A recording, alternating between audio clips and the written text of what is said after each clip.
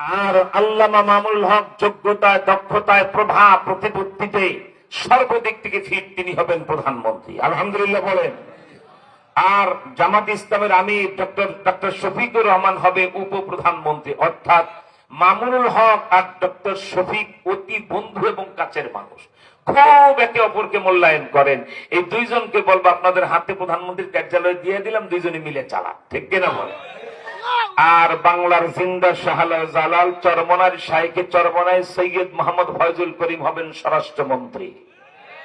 আর বাইতুল মোকাররম জাতীয় মসজিদের খতিব, জগৎ বিখ্যাত ফকি আলেম, উনি হবেন প্রধান বিচারপতি।